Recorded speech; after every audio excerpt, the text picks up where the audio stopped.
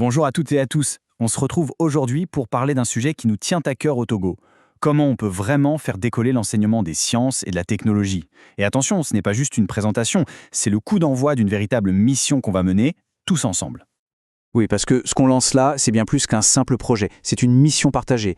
L'idée, c'est de donner aux enseignants les clés, le soutien nécessaire pour que leur pratique en classe soit encore plus riche et, surtout, pour qu'ils puissent allumer cette petite étincelle chez leurs élèves.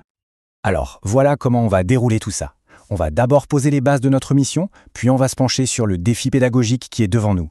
Ensuite, on verra qu'on a déjà des bases solides sur le terrain, avant de plonger dans le plan d'action pour les semaines à venir. Et on terminera sur un point essentiel, le partenariat, le fait qu'on est ensemble là-dedans, juste avant de donner le top départ officiel. Allez, c'est parti. On commence par le commencement. Pour qu'une mission comme la nôtre réussisse, il faut une chose, un objectif clair, net, et surtout un objectif que tout le monde partage. C'est vraiment la fondation sur laquelle on va pouvoir tout bâtir.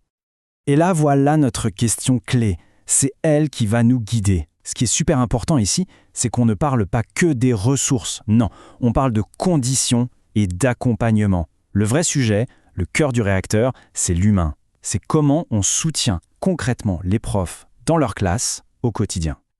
Maintenant, pour que cette mission ait vraiment du sens, il faut qu'on comprenne bien le point de départ. Pourquoi on fait tout ça? Saisir le pourquoi, c'est la seule façon de trouver des solutions qui marchent pour de vrai. Il faut savoir que notre vision a pas mal évolué. Elle a mûri. Au tout début, on était parti sur une idée assez simple, évaluer des leçons toutes faites et voir les résultats des élèves. Et puis, on a compris que l'essentiel n'était pas là. Notre focus a changé. Aujourd'hui, notre but est bien plus grand. On veut accompagner le geste professionnel, travailler main dans la main avec les enseignants pour qu'ensemble, on fasse progresser les pratiques en classe. Et ces défis, on les a identifiés sur le terrain. C'est ce qu'on appelle le problème résistant. Ce sont les questions du quotidien. Comment je m'assure que cette ressource correspond bien à mon objectif? Est-ce qu'elle est fiable?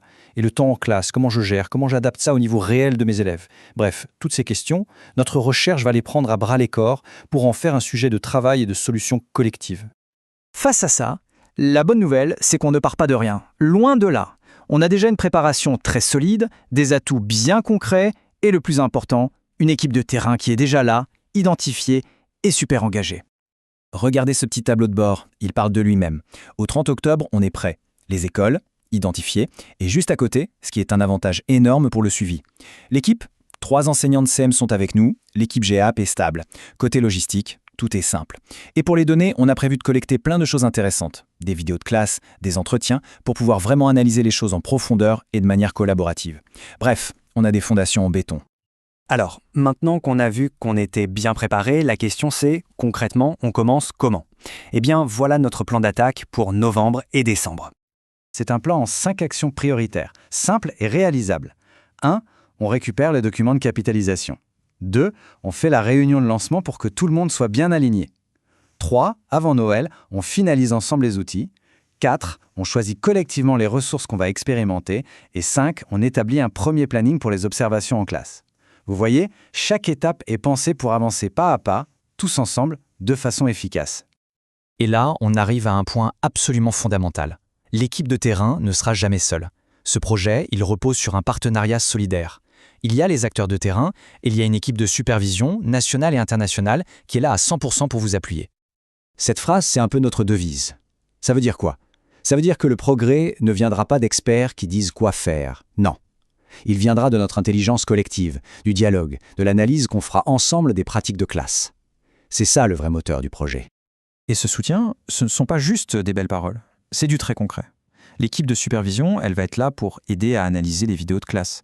Elle sera là pour explorer des idées nouvelles. Elle aidera à valider le protocole de tournage pour que les données soient de qualité.